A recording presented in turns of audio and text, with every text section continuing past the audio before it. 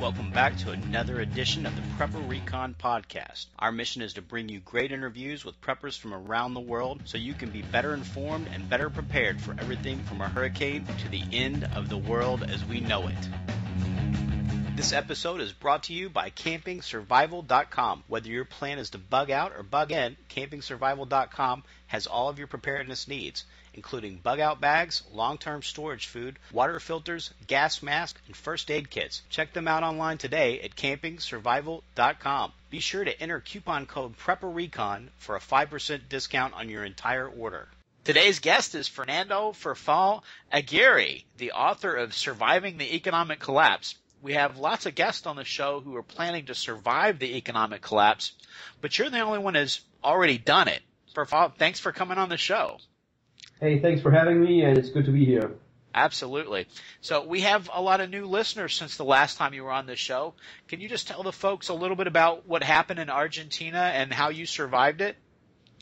Yeah, well, the thing is that because of pretty high levels of debt and problems with the national industry, along with political conflicts going on, we ended up seeing a collapse of the economy in December 2001. The peso, which is a local currency, devaluated, accounts were frozen, and the president ended up resigning, so it was pretty insane for some time, and the consequences of that still endure. And then back in December, we saw a police strike in Argentina. There was widespread looting. I think about 5 or 10 people died. It sounds like Black Friday in America. Yeah, last December was pretty crazy. And as I just say, this is all a consequence of what happened back then in 2001. The country never really got back on its feet. All these things were pretty much unheard of before that. But the police went on strike, and it was pretty much anarchy across the country for at least a week. So if Americans can't go to the store and buy a $5 toaster on the day after Thanksgiving in peace without killing each other, what do you think our death toll would be if the police went on strike in America? Well, I mean, people have different opinions about that. They think it would be much, much worse. I think it will depend a lot on where this happens. I think that certain places where there's already a little bit of conflict, socially speaking, would have a little bit more of a higher death toll. But if you see the riots in LA and such, you see that it's really not that much different. But it would still be very, very impressive, at least in the visual images of it. And how well do you think America would do if we had a complete currency collapse like the one you lived through in Argentina in 2001?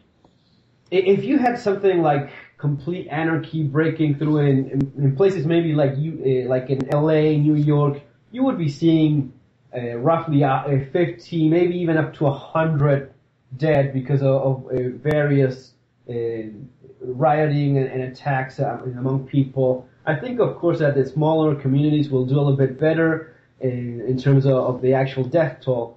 But I think that, you know what, the worst thing is what comes after that, because if you look at the cold numbers, it's really not that impressive, but the long-term consequences of poverty are so much worse, even though they're not as eye-catching in terms of the rioting and buildings burning and such. Now, a lot of preppers sort of have this vision that when everything falls apart in America, that people are going to go raging out of the cities and into the farmland and raiding the farms and raiding the homes of farmers and preppers that have gotten out of the population centers and out into the rural areas. Is that something that happened in Argentina, and do you think that's a realistic expectation for America? Or do you think that people will really just kind of stay in the population centers where they're familiar with? Correct. I really don't think it's real, especially that kind of thing of the masses just spreading out of the cities. It is very much the creation of fiction. If you look at not only Argentina, because I don't like to concentrate only on my experience, because it's just one person's, it's one country's experience. But if you analyze other events involving civil war and involving widespread civil unrest, anarchy, you realize that that sort of thing just really doesn't happen. I think that, I mean, it would be very easy actually to prepare for something like that, because if a disaster takes place, the city goes up in flames, and the mass of hordes just spread all over the countryside in a couple of days, and people in these survival homesteads just kill them off, and everything is perfect after that, it would be pretty simple to deal with. The problem is that once you have that kind of social collapse, it's not going to be something about a few days, a few weeks, even a few months. It's going to be years of always having to be on guard, and that's pretty much impossible. And that's what they're going through in Argentina, is they still have to be on guard all the time, and that's why you left, right? Exactly. 10, 12 years later, there's still the same problem of constant dealing with a crime that is out of proportion every single day of your life, and it drives you nuts. Not everyone can take it, and basically that's why I ended up leaving.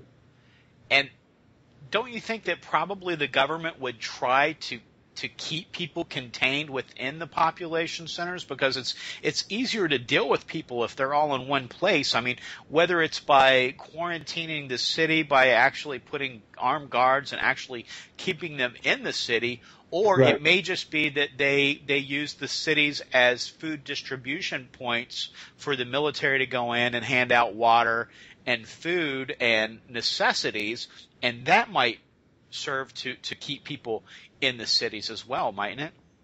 Well, look at what actually happens with some very authoritarian countries. They don't even need to do that, because people already gravitate towards cities, especially during bad times, because that's where you actually have any chance of finding a job. So what you actually see, and this you can understand from U.S. as well, because many of these small towns that ended up dying and becoming ghost towns, what happens is that people leave these places looking for jobs, looking for better job opportunities, or just finding a way of making a living in any way, and they end up gravitating towards the larger population centers. And last time you were on the show, you told us that people weren't really bartering for silver and gold so much in Argentina after the collapse, but you said that the metals did have their place, because they would be a store of value, and when you got ready that you did need something, you could take it and exchange it at that time for this rapidly devaluing currency, and buy the things that you needed for that day or that week. Exactly. In the last 100 days, the purchasing power of the local currency in Argentina dropped 10% in the last 100 days. That's the kind of instability that melts your income, your savings even. Gold, you don't have to think of it as something so as to make a profit on or such, especially when you look at the numbers right now, they're not very good. And that's the thing about gold. It went to a very high spike in price, and went down, and people think, oh, I lost money in it. If you think of it in terms of an investment, that's not good. If you think of a way of preserving your purchasing power when things really get ugly, then that's where it holds a lot of value. In Argentina, as you just said, people would just sell small amounts of it for whatever it was worth that day, make the purchases, and try to save it as much as possible. What was the inflation rate in Argentina in 2001? Do you remember? Man, it depended on the product actually. Some things, all of a sudden, just because of the devaluation, it lost 75% of its value overnight. So some products would have doubled, tripled in price. It was, and since then, it's been every year 20%, even 30% of inflation each year. So it has lost, many times what anyone could have possibly imagined over the years. Yeah, I think I was reading last week for 2013, the official number that the Argentinian government put out was I think it was 10.5%. Yes. That's if you wanted to believe their numbers, and I think there were other Right. analysts that were saying it was closer to 26% for 2013. So Yeah. if you still lived in Argentina, would you feel safe keeping the bulk of your savings in the peso, or would you rather have No, it in I gold and mean, silver? no one does that. I mean, what people do is try to buy something. It is very common these days in Argentina. Also happened in Venezuela. They get into buying cars and making the payments because that's at least a way of preserving some of the value. You know, you have something that's physical, and it's. I mean, saving in pesos, it's completely insane. Most guys in Argentina that try to save money, they save in dollars instead, which is much more stable than the peso. A little bit more stable. Yeah. Our supposed inflation rate, according to the government, is 1.6%. But then John Well, Williams over at Shadow Stats right.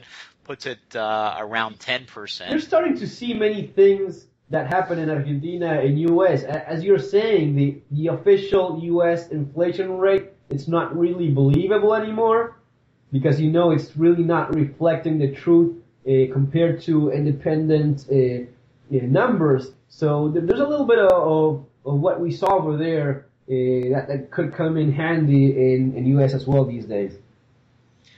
And for the person that's just waking up to prepping, how much food and water should they store, and what are the best foods to store? Well, it's better to start at least with something. If you don't have anything, go for a month of food. You know, in canned food that has a stable shelf life. Something that doesn't require cooking would be even better because that's something often forgotten.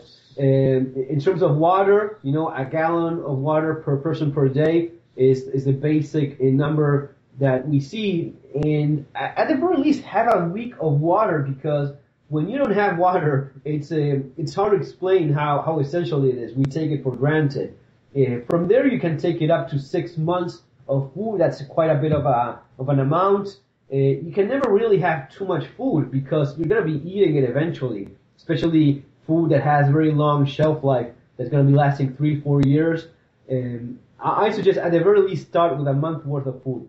And then what about self-defense? If you could only afford one gun, what would it be? Would it be a Glock, an AR-15, an AK-47, or a shotgun? If I had to recommend someone starting as of right now, someone that is willing to do things as they should, just go buy a Glock 17, Glock 19. If you have very small hands, I think that the Glock 17 is perfectly fine even with small hands. Once you buy your Glock, you sign up to a class, take a defensive shooting class, and you take it from there. Buying a gun and not taking a class is like buying a car and not knowing how to drive.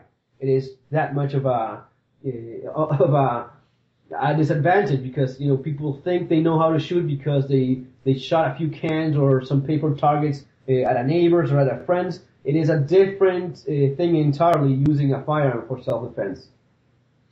And what about ammo? How much ammo should we store? Man, if you're going to be shooting as much as some of us like shooting, there's really no number to go by. You buy as much as you can when you see it cheap. So at the very least, try having 500 rounds for your gun, for your pistol, and if you are building up from there, a nicer battery, maybe having a rifle. I like AKs better. I think it's a better design. But if you like ARs as well, at least going for 1,000 rounds for a rifle, that would be a good place to start. And if you are really going to be serious about armed self-defense, remember that bullets go both ways. So really do consider body armor as well. Very good point. Was there ever a point in Argentina where people were using ammunition for barter? And also, how available was ammunition post-collapse? Were people hoarding it? Right, ammunition was never used for barter, and it's again one of those common myths that we see written in literature and such. But if you think about it for a second, why would you barter with something that you're not so sure? I mean, I could have easily reloaded that with dirt and you wouldn't know until you pull the trigger on it, and that a trust on a complete stranger costs you your life. So if you look at it that way, it's really a bad idea. Having said that, if you have a huge pile of ammo and you sell it for a good price, like everything else, good for you. I would have ammunition for personal use, not for any unrealistic scenario of it being used as a currency. Ammunition was, in all honesty, was always available for those that had the clearance to buy it. You had the money for it. You would just go to any gun store and get it. Very cool. And what can we do to harden our homes against burglary or invasions? Well, at the very least, start with the well-known basic steps. Being very careful about not leaving your door open at all times. And this is something you see in some of the quieter towns in the U.S. People are pretty calm and not worried about security. Maybe they lock the front door if they do that, and they leave the back one open. There's really no invisible barrier there to stop criminals from walking around your house. They can open the back door very easily. So keeping doors locked, doors are the entry point in 80% of the home invasions. So it makes a lot of sense to at least apply those basic safety rules. If you have an alarm in your house as well, remember to turn it on. And then having a dog. Criminals will go for the easiest target whenever possible. So if you have some basic home security steps already taken, they will go for the house next door. Dogs, that's a great deterrent, and you get the benefit of having a family friend around as well, right? Exactly. Criminals, I was reading reports from South Africa. Criminals just specifically say a significant number of them, they just will not pick the house with a barking dog or the visible dog whenever they have another option. And where do you think that Americans fall short in their preps if we're headed for a similar experience to what you've lived through? Should we be getting more solar panels, more water filters? What should we be doing? I think that it's rather than the amount of stuff you have, because at the end of the day, gear is irreplaceable when you need some of it in certain cases. If someone is attacking you and you don't have a weapon for self-defense, may that be a firearm, a knife, or, that is invaluable. But at the end of the day, it's really about the attitude you have. I think that even within the survival and preparedness community, there's not always the mindset needed. People have to be able to cope with things a little bit better. The mental ruggedness required so as to roll with all these things. And if the dollar collapses like the currency in Argentina, will it bring down the global economic system, or do you think it'll be contained to just America? I think that it will have a significant impact, especially in the first period, a shorter term period. It will have a significant impact in other places. But the truth is, the way in which the market works these days, when one power goes down, the other one goes up. So even though it will have a significant impact in other markets as well, if something really bad happens in U.S.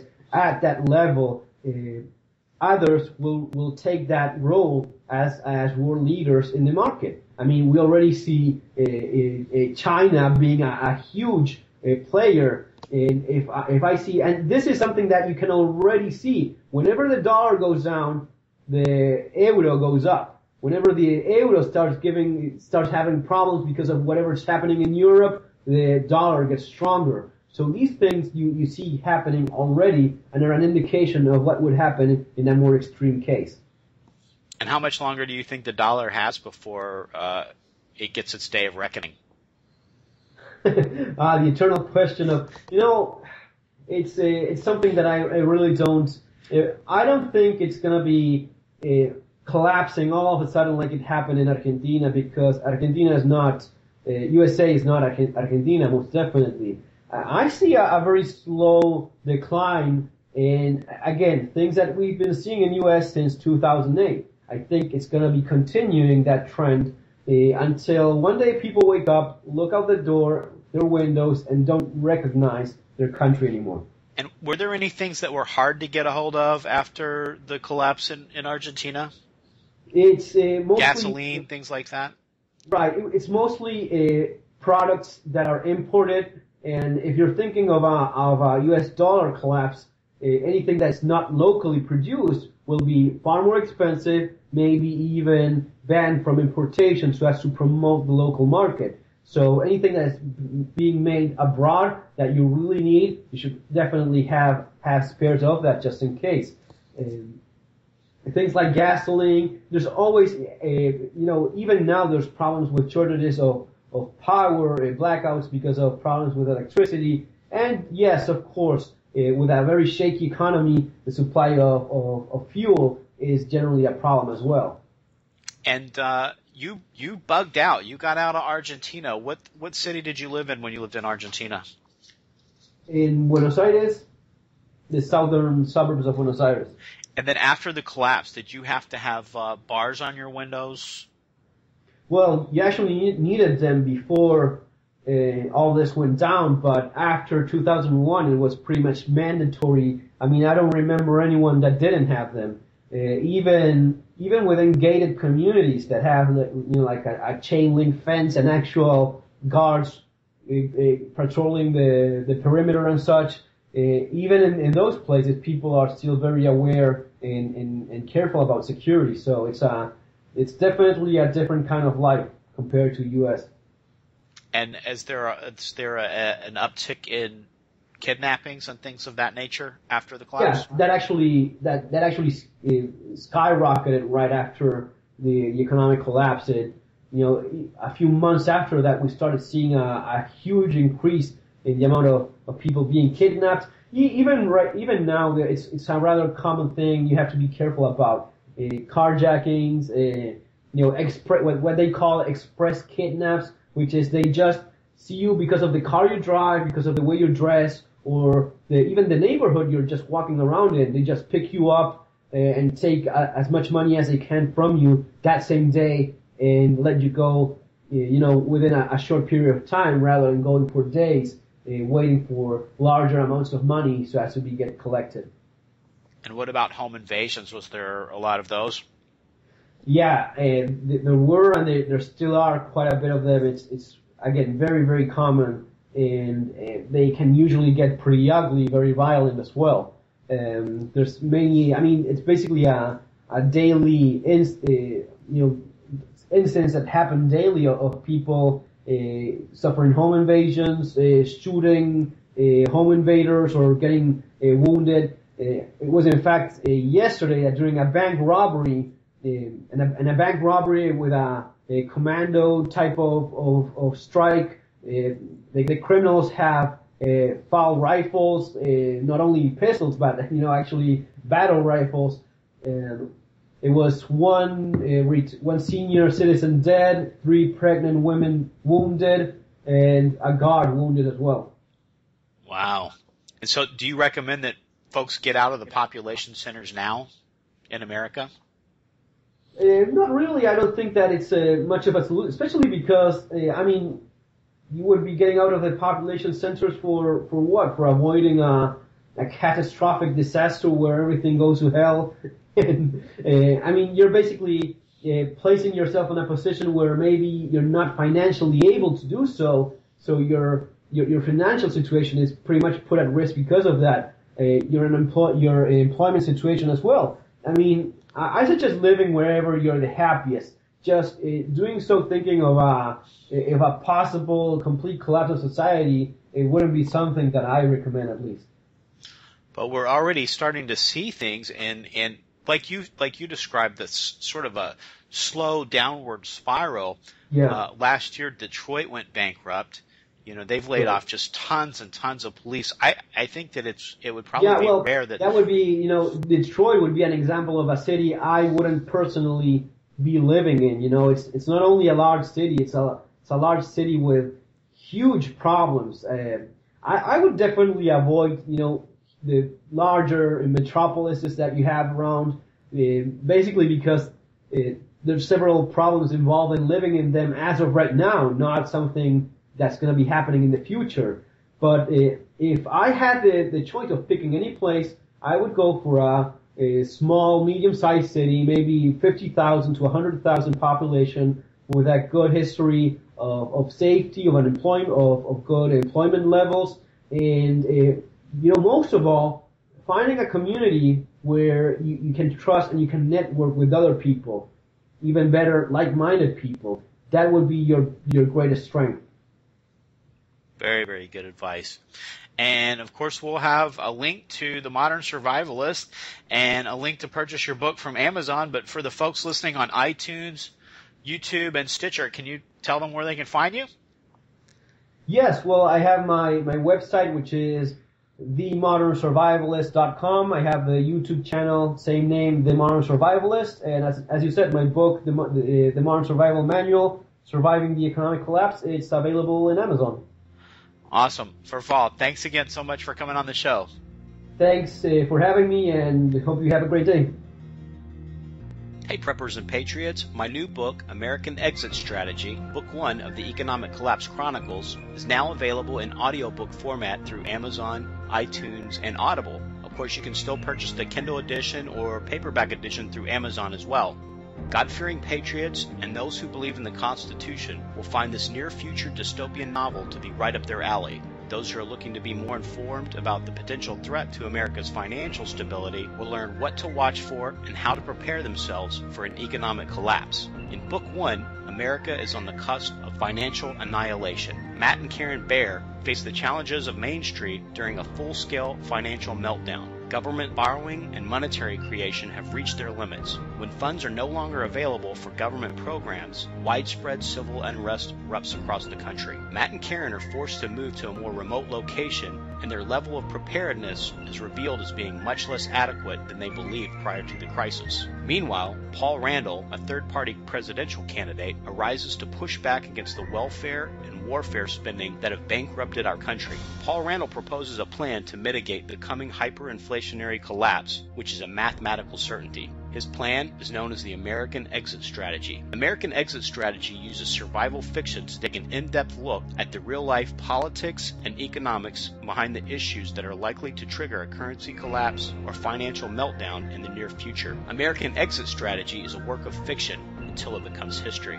Get your copy today at AmericanExitStrategy.com or through Amazon. God bless and happy prepping.